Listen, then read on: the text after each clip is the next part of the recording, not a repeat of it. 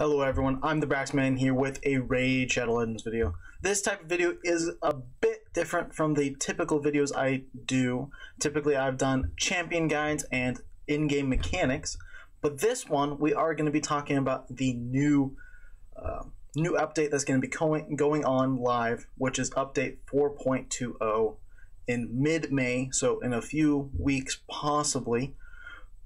This new update should come on. So I'm going to give you a live, well, not necessarily live, but a recording of my first impressions on these 10 new champions that are going to be coming in with this new update.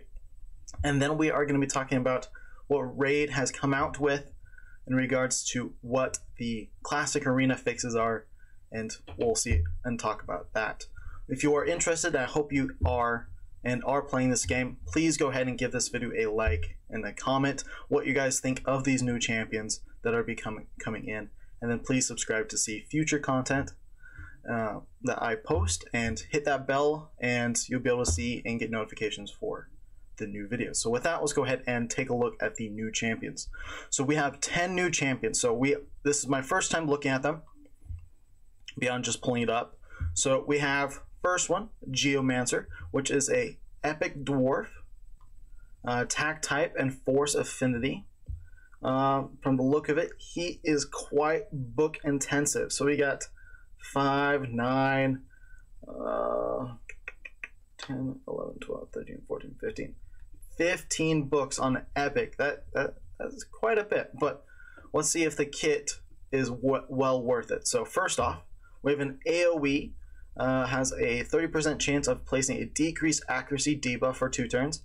Don't see many of decreased accuracy buffs or debuffs, especially on the AoE. That's kind of really nice. And then we have A2, which is remove all buffs from a target enemy, then attacks them. Ooh, another debuffer. That's really nice. And then steals all buffs instead if the target is under HP burn debuff placed by this champion.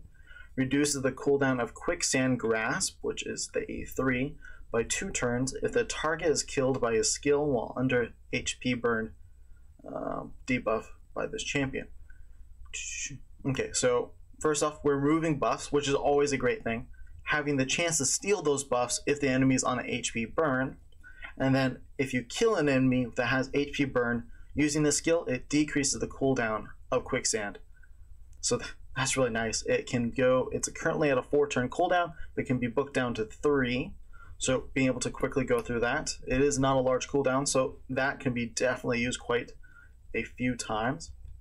Then we have Quicksand Grasp, basic, which is fully, well no, let's just talk about the Ascended.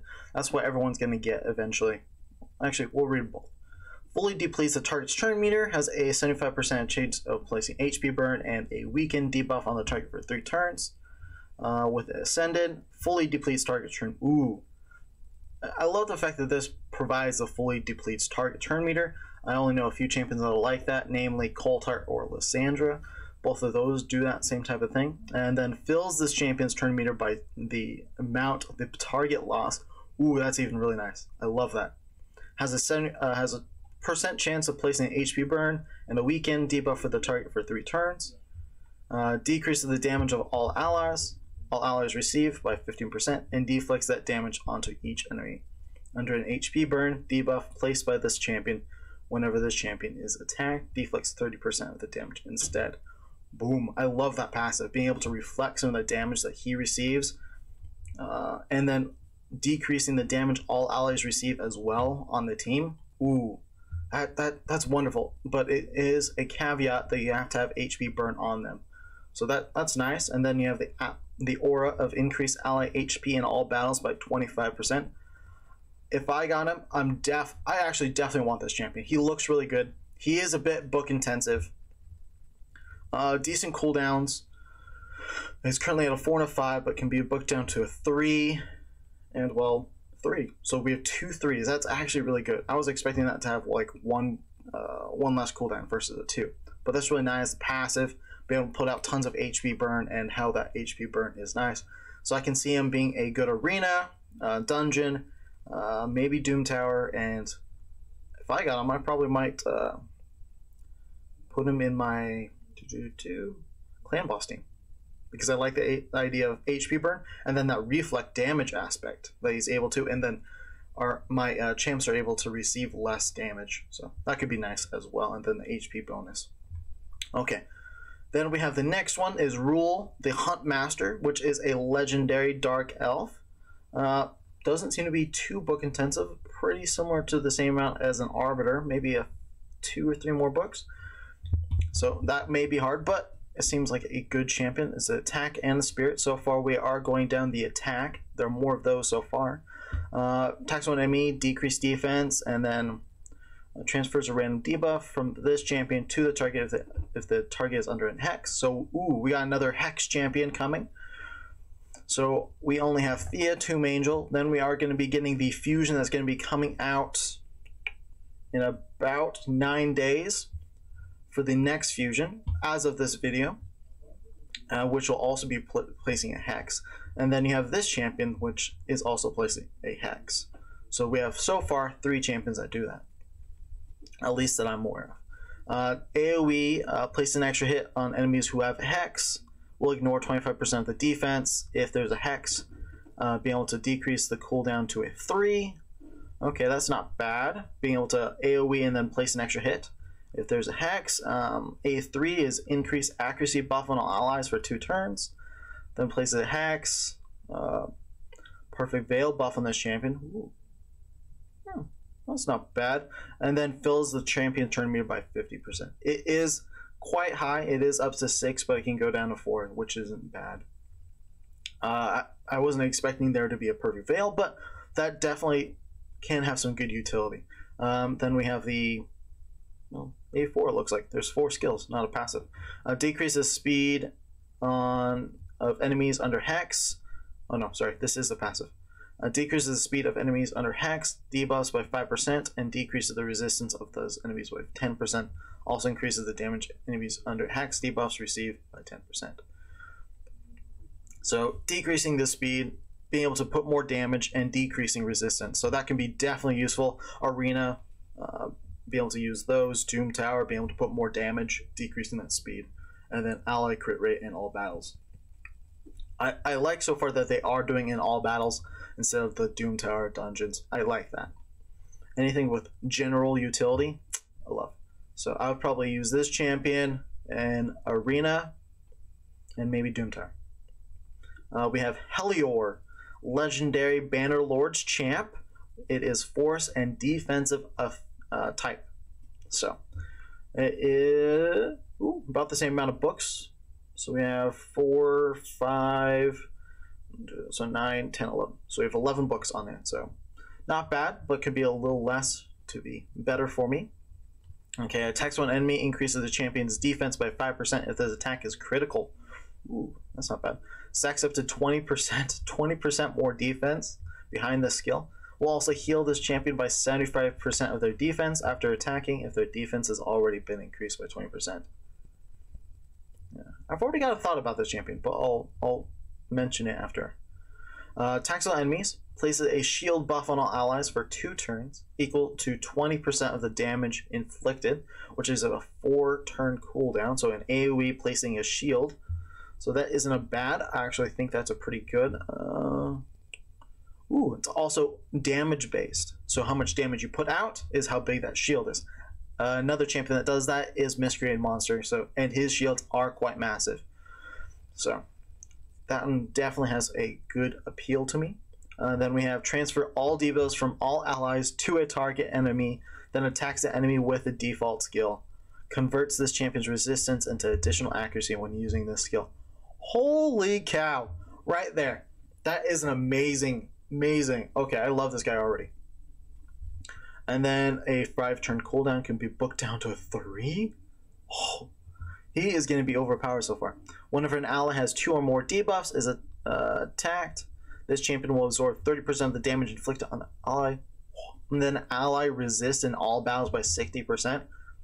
Okay, so we have a defense with high resistance, being able to place shield, transferring all debuffs from our whole team to a target, and then being able to increase that defense. So right now, I'm thinking good for Spider, especially when the 21 to 25 stages are about to come out, hopefully with this update, being able to put those out, and then I think he'll be amazing for that. Don't know, but that is going to be my guess, so definitely look out for this champ. Then we have Gorlos Helma, which is an epic demon's boss. So far, we have only had 2 legendaries, an epic, and then we have another epic from the demon spawn.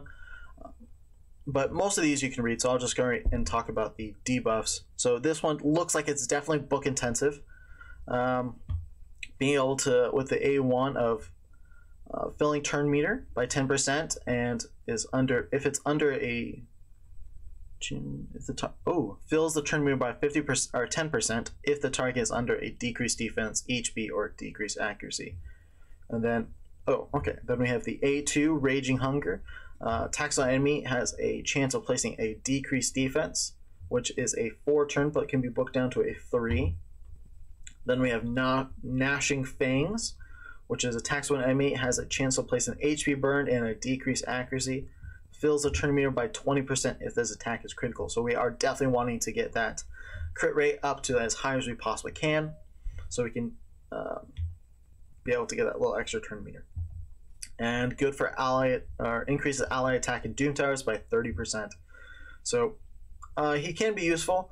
I like the fact that it is an AoE decreased defense, so that can be definitely useful. HP burn and decreased accuracy, probably good against any bosses. So, and then the boosting of turn meter, definitely good against bosses. So he'll definitely be a boss killer. And then we have our first, or one of the newer to the Shadowkin faction. It is an epic Shadowkin, magic affinity, defensive type. It is Hotatsu, Red River, A1. Attacks when enemy has a play. Oh, first off, let's take A1. It's gonna be quite book intensive. So there's a lot of these that are going both a 3 and a 3. I was expecting like a 3, 4, 5, 4, that kind of a thing, but no, a lot of them are 3 and 3s, which is interesting. I don't see many of those. But the A1's able to place a leech on one enemy, and then AoE decrease attack. The A3 is increased defense buff on all allies for 2 turns, and continues heal buff on all allies for 1 turn. So increasing defense and heal, good for keeping your team alive. And then the passive ability, which is remove 1 random debuff from this champion at the start of each turn. Will remove stun, sleep, freeze, fear, true fear, and provoke debuffs and other debuffs. So like this, I'm thinking, because of that passive, I like it. It's a good cleanser. So if you need it for Doom Tower, clan boss, especially since clan boss, you may need that decreased attack, is very, very helpful whenever going against a clan boss or definitely a big boss, and be able to take the hit back.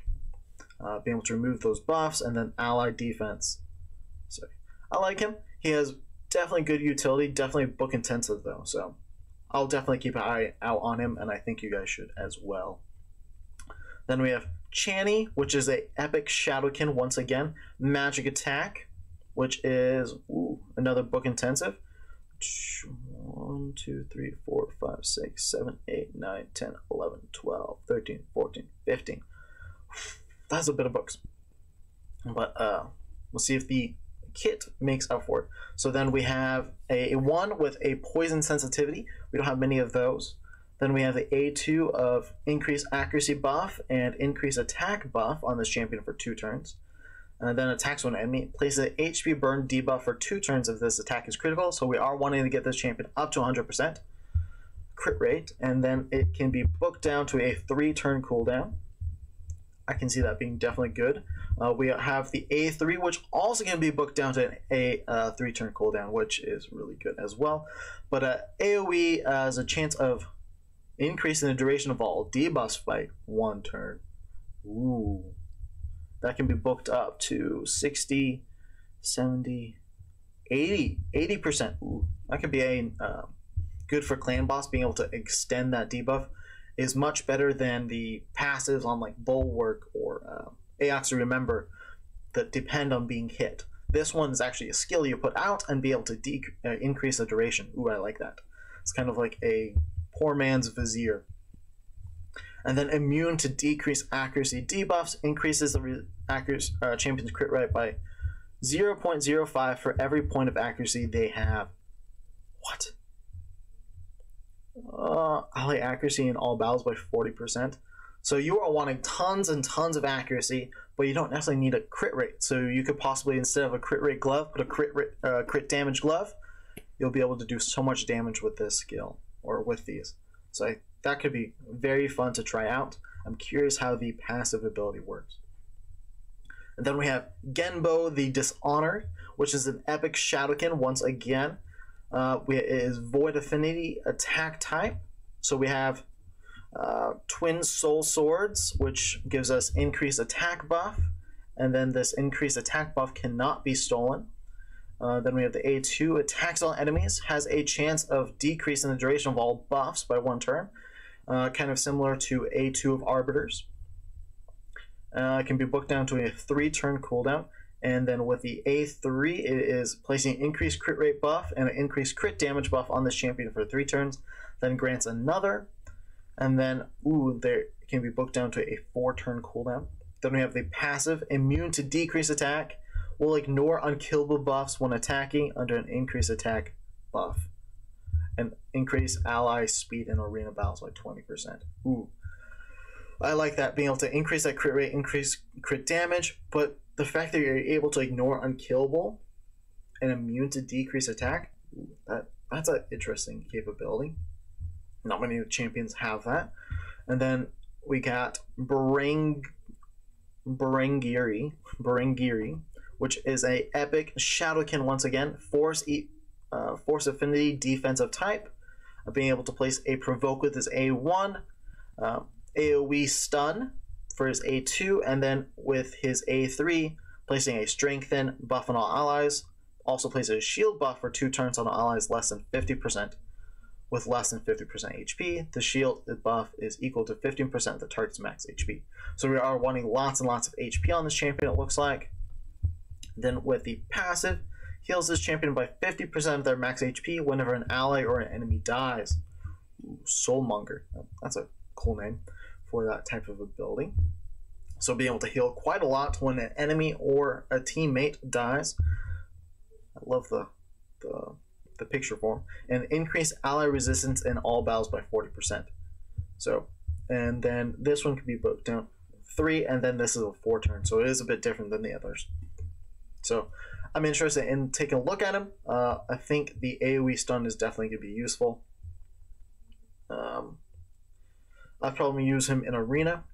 If I did get him, he could be good for Doom Tower, just because of the AoE stun, be able to get through those and stunning the enemy.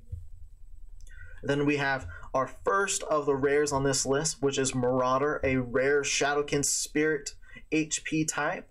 With the basic is just attacks one enemy. Then Ascended, attacks one enemy has a chance to place a stun. Then we have the AoE decreased attack for the A2. Then has with the A3 placing a provoke, places a shield buff on this champion for 2 turns, and then places a reflect damage on all allies for except this champion for 2 turns. So being able to provoke, stun, and put out decreased attack, and then reflect damage on everyone. That's kind of interesting. And then we have, it's quite a few books. We have 5, 10, 14 books required, and ally HP in battles by 15%. So he'll be interesting to try out, but nothing to really speak too much about, but could be interesting, especially with the provoke and reflect damage, especially on the reflect damage being on everyone else but him. And then we have Vagabond, rare Shadowkin Spirit support champion for the new faction. We have Dream Curse, which is attacks one enemy, placing a sleep debuff for 1 turn. Being able to, with this A2, block buffs. Also fills this champion's turn meter by 15%, and fills the turn meter of all allies with the highest turn meter by 15%, so can be booked on a 3-turn cooldown. Then we have the A3, which is able to fill turn meter as his basic, but when ascended, fill turn meter on all allies, and increase attack buff on all allies as well. Can be booked down to a 3-turn cooldown. So both 3 and 3, and then increase ally accuracy in arena battles by 30%. Personally, I probably would not necessarily use him. The only reason why I would probably use him is the A2s be able to place that block buffs, but can be useful with the increased turn meter, being able to go faster. Those would be the only 2 reasons I would personally use him in that, but definitely useful. So those are the 10 new champions that I talked about. I hope you enjoyed or like those. I would love to hear, but my number 1 choice of all of them, I think, would be the Bannerlord Legendary. I really like him. He seems like a good champion for the Spider, and I'm struggling a teensy bit on him on the Spider, but I think he'll definitely be useful in the increase from 21 to 25 stages. You also have what was the other one? There was another one. Boom, boom, boom. What was the 0.05? Okay, yeah. This is the one. Channy. Channy, the epic magic Shadowkin attack champion. I would definitely be interested in trying out as well. So these are the 2 types of, or 2 champions I would definitely look for out of the 10 I'm most interested in, especially with the passive and the aura, and then the poison sensitivity, because it is not a typical one you see. So with that, let's now talk about the arena fixes. Let me pull that up really quick.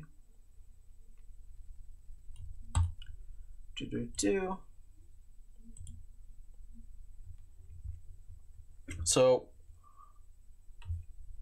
with it, okay. So it says, "Hello Raiders, we have received quite a number of questions." You can already read this, but I'll read it so that you can understand as well. We have been receiving quite a number of questions concerning the current state of affairs in the Classic Arena, and would like to elaborate on what we're planning to improve the situation. We have been asking for this quite a long time. Hopefully the fixes on this will definitely help us out. The ultimate goal is to make the progression in the bronze and silver easier, so that the arena in these tiers become less of a head against a wall bashing exercise.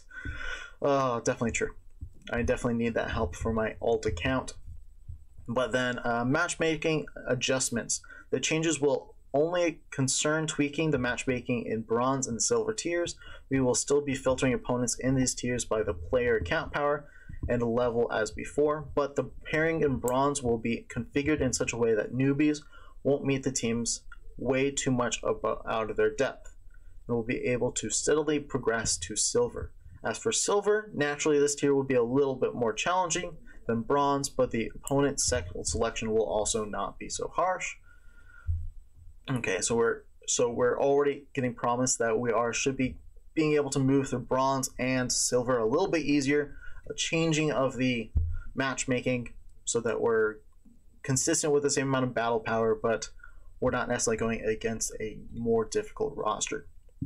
As for gold, we do not filter opponents by their account power here, and use only the current arena placement as the main criteria when picking up the opponents. This tier will remain challenging. Be ready to fight strong opponents here to remain competitive. So in my case, I agree with that. I'm fine with gold being really competitive. It's just being able to work with that and making the best out of that situation. Then we have defensive battles. We'll implement a flexible system to prevent players from being demoted to lower tiers too quickly by losing defensive battles in bronze and silver tiers. It is logical to assume the higher your tier, the greater the number of points you can potentially lose in the defensive battles. I wish they provided this to gold as well. I'm a little disappointed in that, but I'm glad that they are providing that for both bronze and silver. That's at least a good stepping point. Then we have, last but not least, while the changes will make the arena easier in time in terms of progression, remember that it is still one of the most competitive game elements. Being able to improve your team, work on it, doing your best, arena tactics, you can figure out through YouTube videos. I also do have a good YouTube video about arena teams, namely the Blender and the Cleave, out on YouTube. I'll I'll put a little card above me for that about the 2 types of arena teams. But yes, being able to get good strategies in. And then while we cannot reveal the exact date of the arena adjustments, will come to live. We are ready to release the approximate time of release. It'll happen shortly after the release of version 4.20, but definitely not on the same day. The arena-oriented update is planned for the first half of May. The changes will take effect only after server reload. Guys, you'll also monitor the situation in Classic Arena after upcoming fix goes live. We'll make all the additional changes needed to ensure our players have the fun in the arena and enjoy the game. That's it for today. Have a wonderful day ahead. Okay. So with this, it is not going to happen exactly at 4.20, but it will be coming soon. And at least they are providing some new changes for bronze and silver. So I hope you guys are able to make those and be able to push through those. So with that, that's all I've got for you about the recent update that's going to be coming out hopefully in mid-May, so in about 2 weeks-ish, or 2 or 3 weeks, as of the drop of this video. So with that, I hope you enjoyed it, and I'll see you next time. Bye.